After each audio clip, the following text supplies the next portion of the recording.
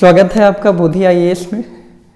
मैं एक फॉर्मल परिचय से अपना इंट्रोडक्शन जो है वो देना चाहूँगा। मेरा नाम राहुल देव है और एक फॉर्मल जो है वो वार्म वेलकम तो आप लोगों का होना ही चाहिए। आप जैसा ही एक सामान्य सा जो है वो इंसान हूँ मैं, और अपने बारे में क्या कुछ बताऊँ आपको आगे, फिर कभी मैं आपको अपने बारे में जो है वो बताऊँगा। फिलहाल इस छोटे से जो है वो वीडियो में मैं कुछ बातें आप लोगों के सामने जो है वो शेयर करना चाहता हूँ। आज जिस दौर से हम गुजर रहे हैं, या आप कहें कि जिस दौर से पूरा देश, पूरी दुनिया जो है वो गुजर रही है, वो शायद मानवीय इतिहास के सबसे जो है वो क्रूएल और सबसे कठिन और मुश्किल दिनों में से एक है। मैं एक मनुष्य होने के नाते हमारा ये कर्तव्य है कि हम सबको साथ लेकर के चलें, सबको अपने जो है वो रेस्पेक्ट में, सबको अपने जो है वो सिनेरियो में एक मनुष्य होने का हम कर्तव्य निभाएं। मेरे मन में कई दिनों से ये बात चल रही थी और मैं जो है वो एक बड़ा ही साधारण जो है वो इंसान हूँ। मेरा मानना है कि अगर आपके मन में कोई बात हो तो वो बात बता देनी चाहिए, बोल देनी चाहिए। देखिए, हमारा जो संविधान है वो फ्रीडम ऑफ एक्सप्रेशन अर्थात अभिव्यक्ति की स्वतंत्रता एक मौलिक अधिकार है, वो भी जो है वो हमें मिलता है। पिछले कई दिनों से ये बात चल रही थी मेरे मन में, तो मैंने सोचा चलो आज एक मुलाकात आप लोगों से कर लिया जाए। जिस दौर में आज पूरी दुनिया गुजर रही है, पूरा देश गुजर रहा है, वो एक बड़ी ही भयावह स्थिति है। इस स्थिति में हम सबको एकजुट रहना है। एक सच्चे जो है वो मनुष्य का कर्तव्य जो है वो निभाना है। कहा गया है कि सही मनुष्य वही है जो कि दूसरे के दुख को अपना दुख समझता है और वो चाहता है कि वो लोगों को साथ जोड़ करके रखे, लोग एक दूसरे का हाथ बटाएं। देखिए, समाज और सोसाइटी जिस तरह से व्यथित हुई है, तो हर एक व्यक्ति की अपनी अपनी एक रिस्पॉन्सिबिलिटी हो गई है। एक भार है कंधों पे, हर एक इंसान को है। मेरा मानना है कि ये भार मुझ पे भी है, और हम में से जितने भी लोग हैं, इन सभी को एक प्रयास करना चाहिए, इन सभी को एक हेल्प करनी चाहिए, एक शुरुआत करनी चाहिए, भले देर से ही सही। देर आयत दुरुस्त आयत। मैंने अपने कॉलेज की लाइफ में, अपने स्टूडेंट लाइफ में ये बहुत नोटिस किया। एक साधारण मध्यम वर्गीय परिवार से बिलोंग करता हूँ। कहाँ से हूँ ये मैं आपको बाद में बताऊंगा। मैं कोई एडवांटेज नहीं लेना चाहता, न ही आप लोगों की सिंपैथी लेना चाहता हूँ, लेकिन मेरे दिल से एक आवाज़ आई, और वो आवाज़ कैसे आई इसकी भी एक कहानी है, वो फिर मैं आपको बताऊंगा।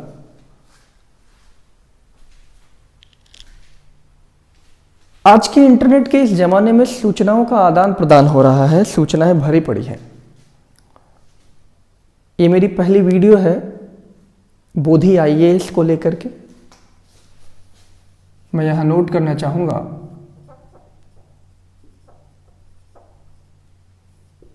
अर्थात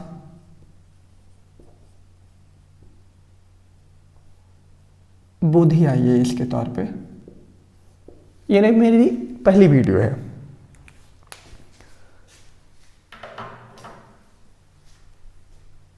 आज समाज में हर एक व्यक्ति की भूमिका बढ़ गई है, साथ ही साथ वो भूमिका सिविल प्रशासकों की बढ़ गई है, सिविल सेवकों की बढ़ गई है।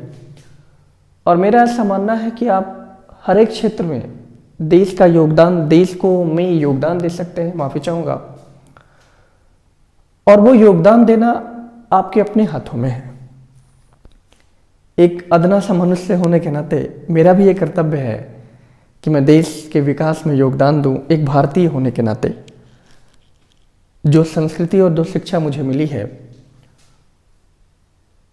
जिस अदब से मुझे जो है वो पाला पोसा गया, जिस अदब से, जिस हकीकत से मेरी जो है वो शिक्षा दीक्षा हुई, तो मेरा ऐसा मानना है कि हम सभी को एक प्रयास करना चाहिए। मेरा एक छोटा सा प्रयास है, और वो प्रयास ये है कि हिंदुस्तान के सबसे कठिनतम एग्जामिनेशनों में से एक भारतीय सिविल सेवा में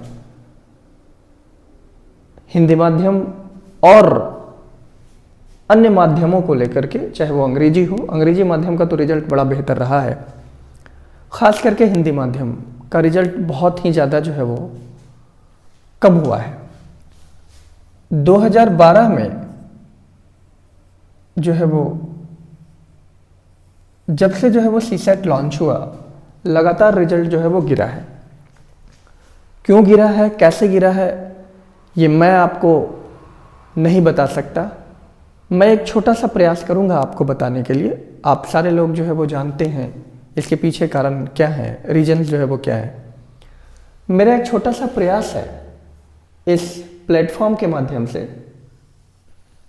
मैं आपको एक बात और बता दूं, भविष्य में मैं आपसे कभी पैसे की मांग नहीं करूंगा। मैंने बहुत सारे ऐसे जो है वो ऑर्गेनाइजेशंस के साथ जो है वो देखा है कि शुरुआत में बहुत ही लोक लुभावन मैनिपुलेटिंग बातें हो जाती है, बाद में फिर जो है वो विवश हो जाते हैं आर्थिक संसाधन जो है वो हेल्प करने के रेस्पेक्ट में। मेरा ऐसा कोई विचार नहीं है, माफ़ी चाहूँगा। लेकिन मैंने ये देखा है कि ग्रामीण परिवेश में, विलेज सराउंडिंग में रहने वाले जो बच्चे हैं, उन बच्चों को आज भी सही गाइडेंस नहीं मिल पाता है। देखिए, कोविड-19 को लेकर के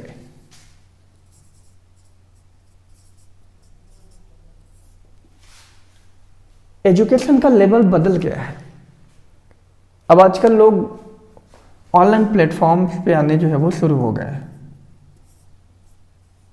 और मेरा ऐसा मानना है कि परिवर्तन जो है वो संसार का नियम है, और इस नियम के विपरीत में अगर कोई भी गया है तो उसे मुंह की खानी पड़ी है। आप देख लें, चाहे वो सिकंदर महान हो या चाहे कोई और भी हो। आज मैं आप लोगों के सामने इसलिए हूं ताकि मैं आपको बता सकूं कि हिंदुस्तान के सबसे प्रेस्टीजियस एग्जामिनेशन को क्वालिफाई करने के लिए आपको किन संसाधनों की ज़रूरत पड़ेगी, आपको किन कठिन रास्तों पे, कठिन डगर पे जो है वो चलना होगा, कैसे कैसे दिन देखने होंगे। मैं डरा नहीं रहा हूं आपको, ये सच्चाई है, ये हकीकत है। आपको पढ़ना पड़ेगा, तैयारी करनी पड़ेगी, लेकिन जब गोल मिल जाएगा ना, जिसे कहा जाता है ना कि नथिंग सक्सीड लाइक सक्सेस, सफलता जैसा कुछ नहीं है। तो मेरा एक छोटा सा ये प्रयास है इस बोधि आईएएस के माध्यम से। आज मैं आपको बताऊंगा कि यूपीएससी के एग्जामिनेशन को हम कैसे क्लियर करें, ये है क्या। देखिए, जितनी भी ऑल इंडिया सर्विसेज हैं, 24 ऐसे ऑल इंडिया जो है वो सर्विसेज हैं, इन सभी सर्विसेज को आप अगर देखें तो ये जो स्टेज है यूपीएससी अर्थात यूनियन पब्लिक सर्विस कमीशन, जिसे हम संघ लोक सेवा आयोग के नाम से जानते हैं,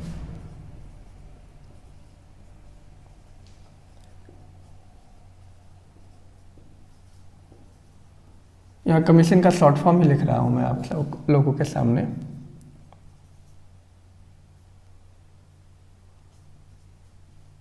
संघ लोक सेवा आयोग।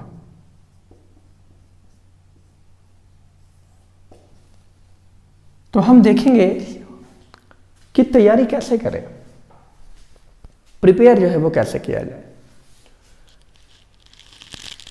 देखिए, मेरा ऐसा मानना है, ये मेरे अपने विचार हैं कि हिंदुस्तान में 3 आई है। एक IIT,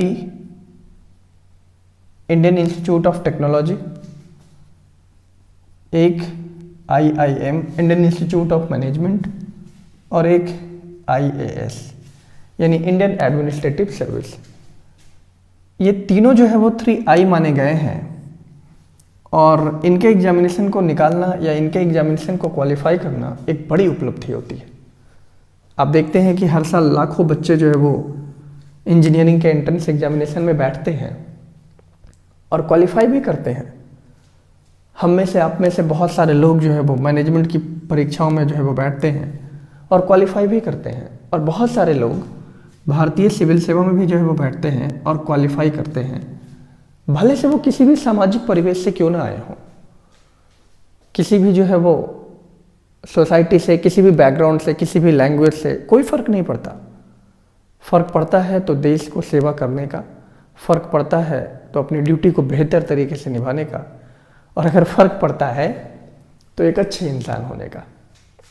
आज मैं आपको बताना चाहूँगा, मेरा ये प्रयास रहेगा कि हम इस एग्जामिनेशन की तैयारी करें तो कैसे करें, हाउ।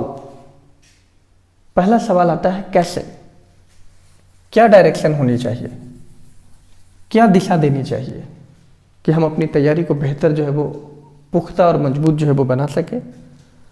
तो देखिए, किसी भी एग्जामिनेशन की मैं बात कर रहा हूँ, चाहे वो एग्जामिनेशन कोई भी हो, किसी भी एग्जामिनेशन को क्रैक करने के पीछे सबसे इंपॉर्टेंट जो सिनेरियो होता है वो होता है प्लानिंग,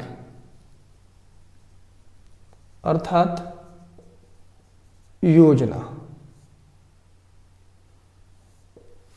कि योजना क्या है। दूसरा है, अगर वो योजना है तो उस योजनाओं को हम धरातल पे लाएं कैसे। पता चला कि हमने योजनाएं तो बड़ी बड़ी बना ली और फिर धरातल पे जब लाने की बारी आ गई तो हम चुपचाप जो है वो सो गए। नहीं, काम अधिक होना चाहिए, बातें कम होनी चाहिए। तो पहली चीज है वो है प्लान यानी योजना। दूसरा है उस योजना को सरफेस पे लाना, यानी कि उसको कार्य नीति में जो है वो बदलना। और तीसरा है उस योजना पे फोकस रखना, अर्थात उस योजना पे ध्यान रखना या उस लक्ष्य पे केंद्रित होना, सेंट्रिक होना, ये बहुत जरूरी है। और अंत में वो बात आती है कि परवेंसेस का, अर्थात निष्पादन, कि अंत में हम उस योजना को फलीभूत करें तो कैसे करें। तो देखिए, ये मेरा छोटा सा प्रयास है। आगे ऐसे बहुत सारी वीडियो आएंगी आपके पास जो आपकी तैयारी में बहुत हेल्पफुल होगी। मैं आप लोगों के सामने कोशिश करूंगा कि हर दूसरे, तीसरे दिन, चौथे दिन में आप लोगों के सामने एक नई वीडियो लेकर के आऊं। ना केवल यूपीएससी के एग्जामिनेशन सिलेबस के रेस्पेक्ट में, बल्कि आप यूपीएससी की तैयारी के दौरान एक बेहतर प्रशासक कैसे बने, एक बेहतर इंसान कैसे बने, एक गुड एडमिनिस्ट्रेटिव पावर अपने आप में कैसे लेकर के आए, मैं इसके बारे में भी आपसे चर्चा करूंगा और मैं आपको टिप्स भी दूंगा। मेरे इस माध्यम से कई सारे ऐसे लोग हैं जो इस परीक्षा में चयनित हो चुके हैं, मैं उनको इस मंच पे जो है वो लाना चाहूंगा और लेके आऊंगा और आपसे रूबरू भी कराऊंगा। तो जैसे जैसे हम आपसे मुखातिब होते जाएंगे, जैसे जैसे मैं आप लोगों के साथ ओपन होता जाऊंगा, खुलता जाऊंगा, वैसे वैसे यकीनन हमारी और आपकी जो बॉन्डिंग होगी वो बहुत बेहतर होगी। फिलहाल तो मैं बात कर रहा था कि हम किस तरह से इस एग्जामिनेशन को देख सकते हैं, कैसे देखते हैं। देखिए, इस एग्जामिनेशन के 3 चरण जो है वो किए गए हैं। पहला है प्रारंभिक परीक्षा, अर्थात इसे हम कहते हैं प्रिलिमिनरी जो है वो एग्जाम, या जिसे हम कहते हैं प्री एग्जाम्स। दूसरा जो है वो है मुख्य परीक्षा, अर्थात इसे हम कह सकते हैं मेंस एग्जाम। और जो तीसरा है वो है आपका साक्षात्कार, अर्थात जिसे हम कह सकते हैं पर्सनालिटी टेस्ट। इसे हम कह सकते हैं व्यक्तित्व परीक्षण। ये चीजें हैं, ये 3 चीजें।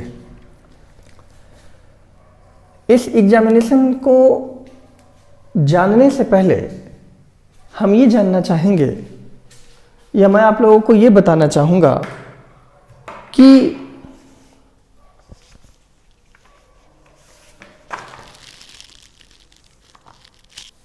जो ऑल इंडिया सर्विसेज हैं, अखिल भारतीय सेवाएं, जो सेवा है, उन सेवाओं के माध्यम से आप एक बड़े ही प्रतिष्ठित पोस्ट पे जो है वो पहुंच सकते हैं।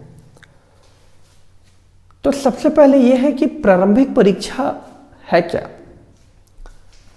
ये यूपीएससी है क्या। पहले तो ये चीज है, तो एक मंच है जो डायरेक्ट आपको सोशल सर्विस से जो है वो जोड़ती है, यानी सामाजिक सेवाओं से आपको जोड़ती है।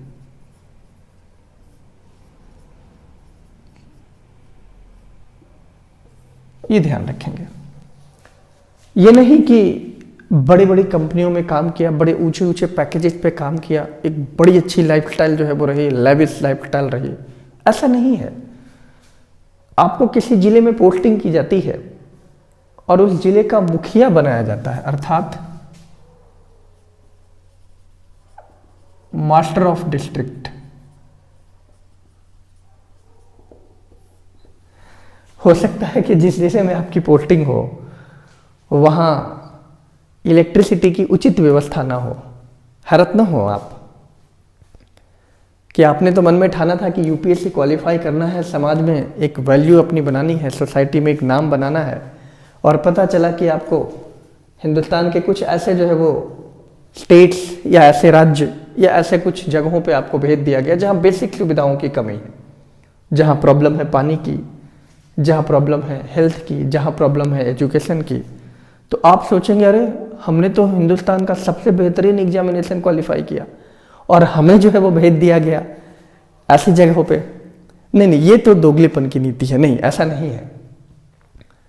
आप इस एग्जामिनेशन को देने से पहले आप अपने आप में ये प्रिपेयर कर लें कि स्थितियां चाहे जैसी भी हो, आप उनसे लड़ेंगे, उनको बेहतर बनाने का प्रयास करेंगे। और ये प्रयास अगर हर एक व्यक्ति अपनी जिम्मेदारी, अपना मौलिक कर्तव्य समझे, जो फंडामेंटल ड्यूटीज जो है वो आपके कॉन्स्टिट्यूशन में दिया हुआ है, तो यकीन मानिए हिंदुस्तान फिर से हिंदुस्तान बनेगा। तो बात हम कर रहे थे कि इस एग्जामिनेशन के 3 अलग अलग स्टेजों को लेकर के, मुख्य परीक्षा, प्रारंभिक परीक्षा और साक्षात्कार, अर्थात पर्सनालिटी टेस्ट की बात कर रहे थे। लेकिन पहले मैं ये आप लोगों को बता दूं कि इस परीक्षा को देने के लिए क्या एलिजिबिलिटी है, अर्थात योग्यता क्या है या योग्यताएं क्या है, हम इसके बारे में बात कर रहे हैं, करेंगे। फिर उसके बाद मैं आपको प्रीलिम्स और मेंस के एग्जामिनेशन और पर्सनालिटी डेवलपमेंट पे बात करूंगा। सबसे पहला है कि आप विधि द्वारा स्थापित, अर्थात यूनिवर्सिटी ग्रांट कमीशन विश्वविद्यालय अनुदान आयोग द्वारा स्थापित किसी भी विश्वविद्यालय से या किसी भी यूनिवर्सिटी से स्नातक की उपाधि अर्थात ग्रेजुएट होने चाहिए। ये ध्यान रखिए, यहाँ ग्रेजुएशन का मतलब बीए भी है, bachelor of arts, BA honours भी है, बीकॉम भी है, इसके अलावा बीटेक भी है, इसके अलावा एक एमबीबीएस भी है, ये कुछ भी है, बीआर्क भी हो सकता है, बीबीई भी हो सकता है। कुल मिला के आप कहें कि स्नातक 3 वर्षीय 4 वर्षीय पाठ्यक्रम आप कंप्लीट कर चुके हैं। अंकों का यहाँ कोई लेना देना नहीं है कि आपको 50% जो है वो 50% लेकर रहना है, 50%, you have to required 50%। No, it doesn't matter. Matter is that कि you are only a graduate first. The second one is minimum at the age of 21 year. ये बहुत जरूरी है। 21 साल वोट देने का अधिकार क्या है ये आपको पता है, 18 ईयर। यहां आपको 21 साल ये है कि अमूमन आप देखिए कि हिंदुस्तान में चाहे वो हम बात करें शहरी और ग्रामीण क्षेत्रों की, तो 20-21 साल में कोई भी कैंडिडेट जो है वो ग्रेजुएट हो ही जाता है तकरीबन। हाँ, मैं ये मानता हूं कि कुछ जो है वो मामलों में या कुछ ऐसे जो है वो परिस्थितियों में इंसान हो सकता है थोड़ा 1-2 साल आगे पीछे हो जाए, डिपेंड करता है कुछ की फाइनेंशियल कंडीशन ठीक नहीं होती, इसके अलावा कुछ के अपनी अपनी रिस्पॉन्सिबिलिटी है। मैं यहाँ जिक्र नहीं करना चाहूँगा, आप सब लोग वाकिफ़ हैं, सब लोग जो है वो जानते हैं, आप सारे लोग मुतमईन हैं कि क्या क्या कंडीशंस जो है वो हो सकती है या क्या क्या होती है या क्या क्या जो है वो हो सकती है। तो एक ग्रेजुएशन की डिग्री हो जानी चाहिए, दूसरा 21 ईयर मिनिमम एज हो जाना चाहिए। ये 2 चीजें हैं और आप जो है वो इस एग्जामिनेशन को क्वालिफाई जो है वो करने के लेवल पे हैं। तो कुल मिलाकर के आपका 50% काम तो यही हो गया। अब बात आती है कि इस एग्जामिनेशन में बैठने को लेकर के माध्यम चाहे कोई भी हो, वेदर इंग्लिश या whether Hindi, it doesn't matter. Hindi हो या अंग्रेजी हो, इससे कोई फर्क नहीं पड़ता है। ये ध्यान रखेंगे कि इससे कोई फर्क नहीं पड़ता कि आप हिंदी में दे रहे हैं एग्जाम या इंग्लिश में दे रहे हैं या किसी अन्य भारतीय भाषाओं में दे रहे हैं। संविधान की 8वीं अनुसूची में 22 भारतीयों का जो है वो 22 जो है वो इंडियन लैंग्वेजेज भारतीय भाषाओं का उल्लेख किया गया है। किसी भी एक भाषा में आप दें, कोई फर्क नहीं पड़ता है। तो बात आती है कि इस एग्जामिनेशन के 3 चरण हैं। पहला है प्रारंभिक परीक्षा, दूसरा है मुख्य परीक्षा और तीसरा जो है वो साक्षात्कार है। मैं एक एक करके इन तीनों चीज़ों पे जो है वो आऊँगा कि प्रीलिम्स जो है वो क्या है, मेंस जो है वो क्या है और इसके अलावा इंटरव्यू जो है वो क्या होता है, साक्षात्कार जो है वो परीक्षण जो है वो क्या होता है। चलिए हम बात कर रहे हैं, मैं मिटा देना चाहूँगा इसको।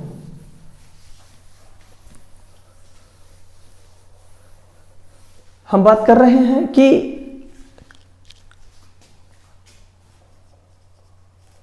प्रीलिम्स एग्जामिनेशंस को लेकर के, और मैंने आपको बताया है कि किसी भी एग्जामिनेशन का जो सिलेबस है वो बहुत इंपॉर्टेंट है। तो प्रीलिम्स एग्जामिनेशन को अगर आप देखें तो सबसे पहली बात ये होती है कि ये 2 पेपर में जो है वो डिवाइड होता है। एक को हम कहते हैं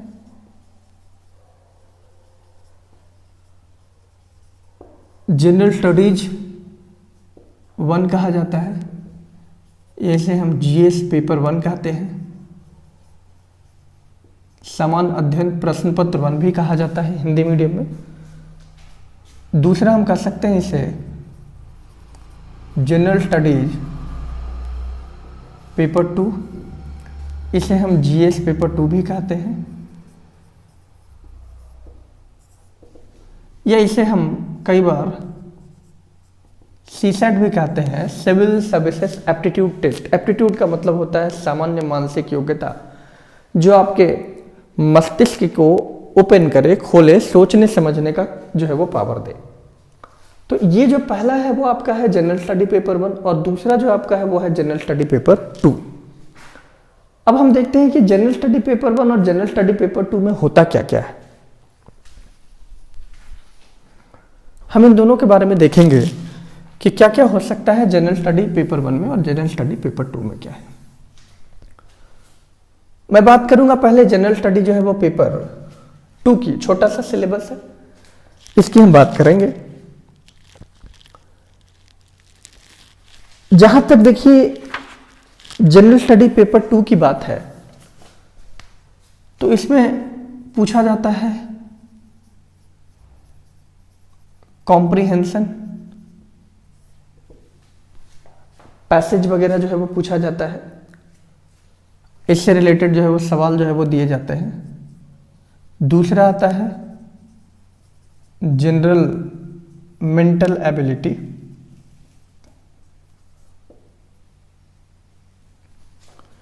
सामान्य मानसिक योग्यता पूछा जाता है। कुछ प्रश्न जो है वो रीजनिंग से संबंधित होते हैं।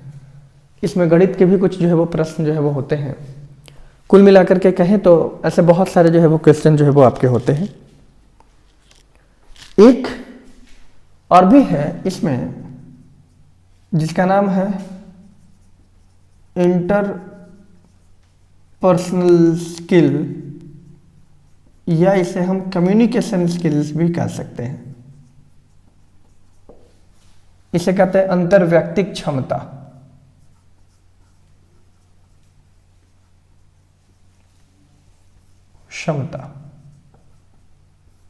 हम इसे ऐसे भी समझ सकते हैं। इसके अलावा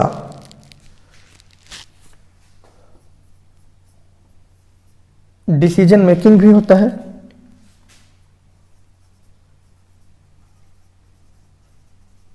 यानी निर्णय संबंधी लेने की जो क्षमताएं होती है उससे रिलेटेड जो है वो सवाल भी पूछे जाते हैं।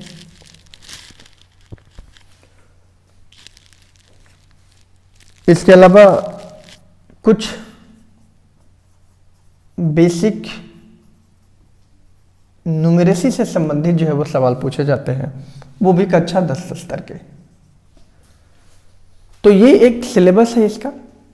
मैं आपको बता दूं कि ये केवल और केवल क्वालिफाई पेपर होता है, यानी कि क्वालिफाइंग नेचर का होता है और इसमें आपको 33% जो है वो मार्क्स लाना अनिवार्य है। चाहे आप कितने भी जो है वो मार्क्स लेकर के आए। टोटल 80 प्रश्न होते हैं इसमें, 80 क्वेश्चन। इसका मतलब ये हो गया कि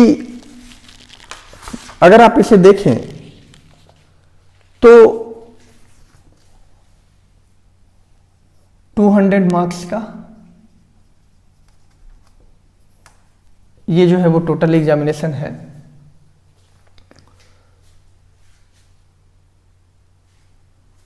ढाई मार्क्स का एक क्वेश्चन जो है वो पूछा जाता है और ये केवल और केवल क्वालिफाइंग नेचर का होता है, जिसको आप जो है वो बड़े आसानी से जो है वो अपने मेहनत के आधार पे आप एग्जामिनेशन को पास कर सकते हैं।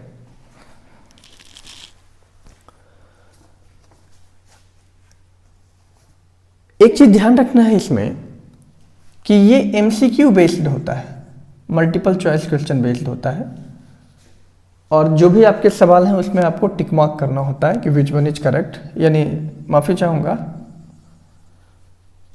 ओएमआर सीट को फिल करना होता है।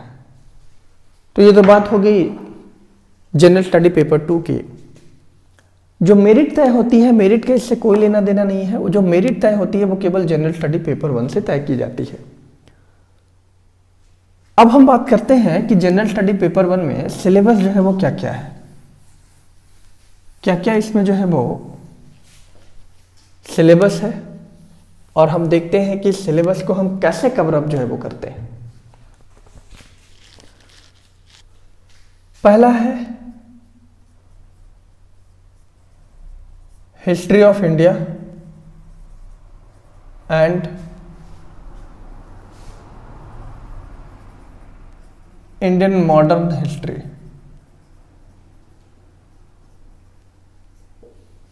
या इसे फ्रीडम स्ट्रगल के नाम से भी जो है वो हम जानते हैं। कुछ एक रूपों में, अलग अलग रूपों में जो है वो अलग अलग के तौर पे भी हम मानते हैं। इसे इंडियन नेशनल मूवमेंट भी कहा जाता है। दूसरा है Indian and world geography.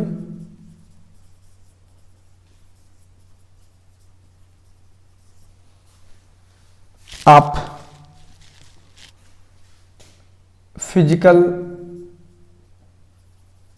Social, ये सब इसी के अंतर्गत आता है। और इकोनॉमिक ज्योग्राफी भी।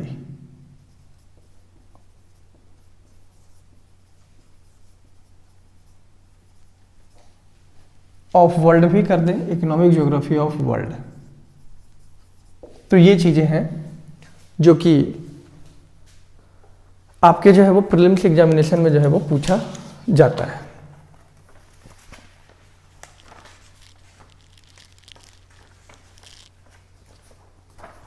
चलिए अब हम बात करेंगे कि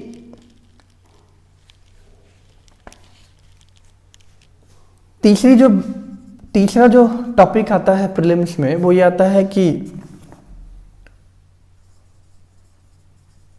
करंट इवेंट ऑफ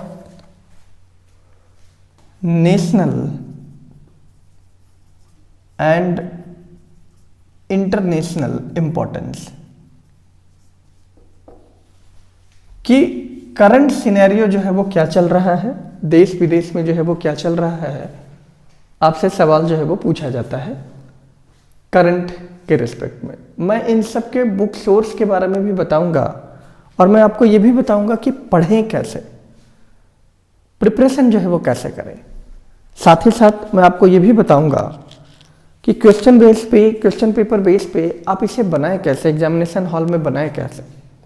मैंने बहुत सारे एस्पिरेंट्स को देखा है कि एग्जामिनेशन देने से पहले खूब मोटी मोटी किताबें पढ़ते हैं, और भैया जब एग्जामिनेशन में क्वेश्चन पूछा जाता है, एक बेसिक क्वेश्चन कि वोट देने का अधिकार क्या है, यानी वोटिंग का अधिकार फंडामेंटल है, वोटिंग का अधिकार पॉलिटिकल है, या वोटिंग का अधिकार नेचुरल है, तो हम कंफ्यूज हो जाते हैं कि फंडामेंटल, पॉलिटिकल और नेचुरल का मतलब जो है वो क्या होता है।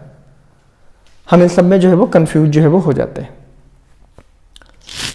तो मैं आपको ये बता दूं कि हम इस बारे में भी चर्चा करेंगे कि किस तरह से जो है वो हमें अपने एग्जामिनेशन को क्वालिफाई करना होगा। लेकिन इससे पहले हम बात करते हैं कि कुछ सिलेबस के जो है वो इसके अंश हैं वो क्या क्या है, क्या क्या सिनेरियो है।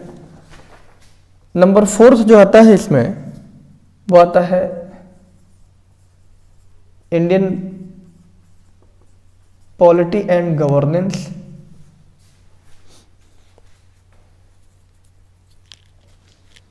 इसमें पॉलिटिकल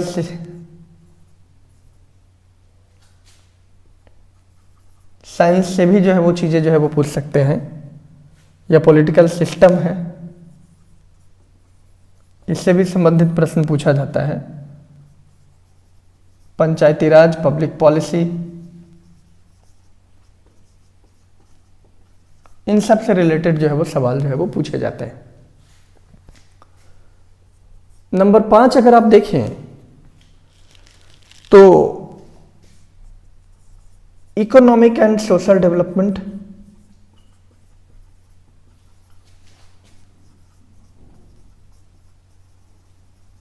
या इसे आप इकोनॉमी भी कह सकते हैं, and sustainable development.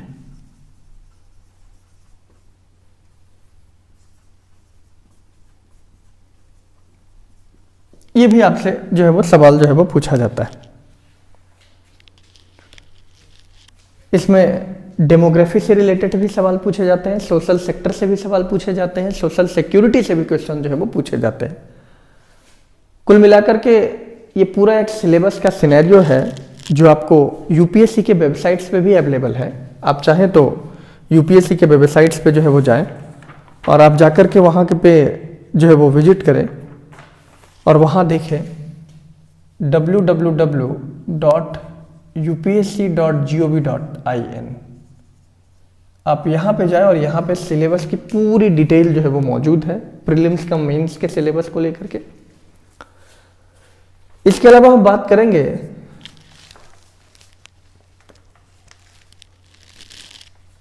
General issue on environment, biodiversity या क्लाइमेट चेंज। इन सब चीजों के बारे में भी सवाल जो है वो आपसे पूछा जाता है। मैं आपको बता दूं कि इन सब में जितने भी पेपर हैं इनमें किसी सब्जेक्ट स्पेशलिस्ट की जो है वो जरूरत नहीं होती है। ये जनरल स्टडीज है। जनरल स्टडी का मतलब ही होता है सामान्य रूप से आपको पढ़ना है। लेकिन एक चीज ध्यान रखें, ये यूपीएससी है, सामान्य में भी बहुत सामान्य ही क्वेश्चन पूछती है और बहुत असामान्य भी पूछा करती है। तो ये चीज जो है वो ध्यान रखें कि वो जनरल में भी बहुत जनरल क्वेश्चन जो है वो पूछती है और बहुत अच्छे अच्छे सवाल जो है वो आपसे पूछे जाते हैं। यकीन माने, आप सोचिए कि जब आपको मिठाई खाने का मन करता है और अचानक कोई रसगुल्ला ला के दे दे आपको, अचानक कोई जो आपकी पसंदीदा मिठाई हो वो आपको ला के दे दे, मन कितना खुश हो जाता है। आप खुशी से फूले नहीं समाते, प्रफुल्लित हो जाते हैं। चारों तरफ तेज हवाओं के झोंके जो है वो चलने लगते हैं। ऐसा लगता है कि फूलों की खुशबू आपके साथ जो है वो आ रही हो। वैसा ही अनुभव आपको इस एग्जामिनेशन में देने से भी आएगा। ऐसा ही अनुभव आता है। ऐसा लगता है कि कितने अच्छे अच्छे सवाल जो है वो यूपीएससी ने जो है वो पूछा है। और ये सारी चीजें, ये सारे कंफर्मेशन जो है वो अपने हिसाब से जो है वो चला करती है। इसके अलावा और भी कई सारे जो है वो ऐसे टॉपिक्स जो है वो आते हैं जो मैं आपको बता दूं या जो मैं आपको कंफर्म जो है वो करा दूं कि किस तरह से जो है वो ये टॉपिक्स जो है वो पूछे जाते हैं। इसके अलावा अंत में एक और टॉपिक है, वह है आपका जनरल साइंस का, सामान्य विज्ञान का। सामान्य विज्ञान का मतलब यहां स्पेशल सब्जेक्ट जो है वो रिक्वायरमेंट की जरूरत जो है वो नहीं होगी। ऐसा नहीं कि सब्जेक्ट को रिक्वायर्ड कर दिया जाए या सब्जेक्ट कंसर्न कर दिया जाए कि आपको स्पेशल जो है वो जनरल साइंस से जो है वो सवाल जो है वो पूछे गए हैं। ये सब के सब जो है वो 10th स्टैंडर्ड तक ही जो है वो क्वेश्चन जो है वो पूछे जाते हैं, ये ध्यान रखना है। तो ये पूरा सिनेरियो है जनरल स्टडीज के पेपर का, यानी सामान्य अध्ययन के प्रश्न पत्र जो है वो 1 का। अब सबसे बड़ी चीज है वो ये जो मैं आप लोगों को बता दूं या मैं आप लोगों को बताना चाहूंगा कि इसमें टोटल 100 क्वेश्चन होते हैं और एक क्वेश्चन 2 मार्क्स का होता है, तो इसका मतलब है 200 मार्क्स के हैं ये। इसमें एक नेगेटिव मार्किंग भी होती है और वो होती है 0.33 यानी 1/3। अगर आपने 3 प्रश्न जो है वो गलत कर दिए तो आपका अगला प्रश्न भी जो है वो गलत हो जाएगा। ये डिसाइड करता है कि रेस में आप हैं या नहीं हैं, ये डिसाइड करता है। अगर आपने इस प्रश्न पत्र को बहुत अच्छे से किया तो एग्जामिनेशन के बाद आप ऐसे करते हुए आएंगे। अगर आपने प्रश्न पत्र को अच्छे से नहीं किया तो एग्जामिनेशन के बाद आप ऐसे करते हुए आएंगे। तो क्यों ना हम और आप मिलकर के इस एग्जामिनेशन को बहुत अच्छे से करें, मेरे गाइडलाइंस में आप रहें और इस एग्जामिनेशन को जो है वो क्वालिफाई करें। देखिए, इस एग्जामिनेशन को पहले लेवल पे यानी कि प्रीलिम्स लेवल पे मैं आपको बता दूं कि प्री का जो मतलब होता है, यूपीएससी का प्रीलिम्स का मतलब होता है कि जो नॉन सीरियस कैंडिडेट है इन कैंडिडेटों को बाहर कर देना। ये नहीं कि मिस्टर एक्स ने फॉर्म फिल कर दिया, मिस्टर एक्स ने मिस्टर वाई को कहा यार कर दो ना फॉर्म फिल, चलो जरा घूम ही के आएंगे, देख ही लेंगे, कई दिन हो गए हैं गांव से बाहर नहीं गए हैं, कई दिन हो गए हैं, चलो जरा घूम के आएंगे। मिस्टर वाई ने भी कहा हाँ हाँ चलो कर देते हैं। तो वो मिस्टर एक्स और मिस्टर वाई ऐसे कई सारे जो है वो कैंडिडेट हैं, इनको जो है वो स्मूथ आउट करने के लिए यूपीएससी जो है वो इस तरह का पेपर जो है वो लेती है। नॉन सीरियस कैंडिडेट को हटाना ही होता है। जो सीरियस कैंडिडेट है और जो परवेंस कैंडिडेट हैं, जो इंटेलेक्चुअल टाइप के हैं, जो लगातार मेहनत कर रहे हैं, 3 घंटे 4 घंटे लगातार पढ़ रहे हैं, थोड़ा थोड़ा ही पढ़ रहे हैं लेकिन लगातार पढ़ रहे हैं, तो ऑब्वियसली उनका सिलेक्शन जो है वो हो जाता है। तो अब ये चीज है कि ये जो सिलेबस आपका दिया हुआ है, इस सिलेबस को हम करें कैसे, सोर्स क्या है हमारे पास,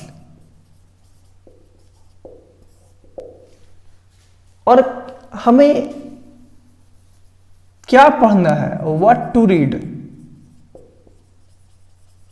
कैसे पढ़ना है, हाउ टू रीड। ये इकोनॉमी वाला नहीं, what is the central problem of economy, what to produce, to whom to produce या वाई टू प्रोड्यूस, नो, पढ़ना कैसे है, सोर्स क्या है पढ़ने का। तो इन सब के लिए जो है वो कुछ बुक्स हैं जो आप सब लोगों को पता है, कुछ न्यूज़पेपर भी हैं जो मैं आपको डिटेल में जो है वो समझाऊंगा कि क्या क्या है। इसके अलावा कुछ वेबसाइट्स भी हैं, चाहे वो वेबसाइट्स गवर्नमेंट के हों या चाहे कोई और भी हो। हर बार जब मैं कोई टॉपिक शेयर करूंगा आपसे तो उसका एक पीडीएफ लिंक मैं आपको दूंगा ताकि आप इन सब की डिटेल्स बहुत अच्छे से कर सकें। अब जैसे हिस्ट्री ऑफ इंडिया है, भारत का इतिहास, तो जब हिस्ट्री ऑफ इंडिया की हम बात करते हैं तो सिलेबस में तो कंफर्म कर दिया कि ओनली हिस्ट्री ऑफ इंडिया, लेकिन इसके प्रोवेंस कौन कौन है, इसका एक्सपेंडेशन क्या है। तो आप अगर हिस्ट्री ऑफ इंडिया की बात करें, एक एग्जांपल देकर के मैं आपसे कह रहा हूं, तो हिस्ट्री ऑफ इंडिया में ही आपको पढ़ना है एंशिएंट हिस्ट्री ऑफ इंडिया, आपको पढ़ना है मिडाइवल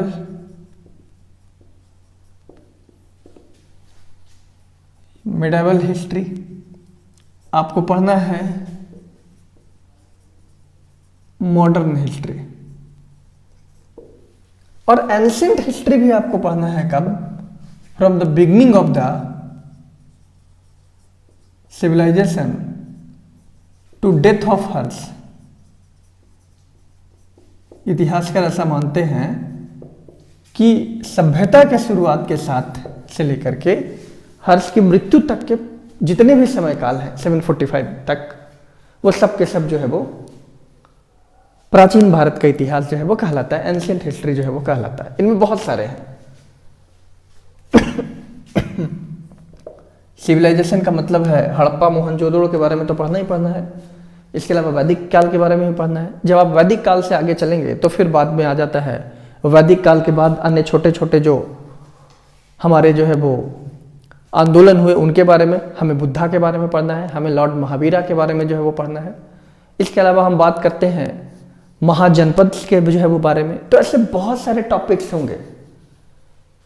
इस एग्जामिनेशन को देखिए बहुत अच्छे से क्वालिफाई करने का मतलब, एक अच्छे रैंक से क्वालिफाई करने का मतलब ये है कि आपके इसके सिलेबस को ना, जहां आप स्टडी टेबल पे हो या अपने रूम में है, इस सिलेबस को आप पूरी तरह से जो है वो याद कर लें। रिमेंबर, वो कहते हैं ना टिप्स पे होना चाहिए, निगल जाइए पूरा।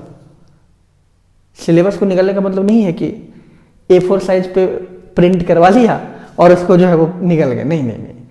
सिलेबस की जो फंडामेंटल चीज़ों है उसको समझिए, उस सब्जेक्ट कंसर्न को समझें, उस वे ऑफ मेथड को समझें, और आप ये समझे कि यूपीएससी क्या पूछना चाह रही है, आपसे वो क्या जानना चाहती है। देश की एक बड़ी जिम्मेदारी आपको दी जा रही है ना, इन कंधों को मजबूत रखना पड़ता है। और ये कंधे मजबूत कैसे होंगे? तो ये सारे सिनेरियो को जब हम पढ़ेंगे तब कंधे जो है वो मजबूत होंगे। मैं आपके सामने एक बार फिर से उपस्थित होऊंगा और तब मैं आपको बताऊंगा कि इन सब चीज़ों को पढ़ने का तरीका कैसे है, क्या क्या आप पढ़ना चाहेंगे, कैसे पढ़ेंगे।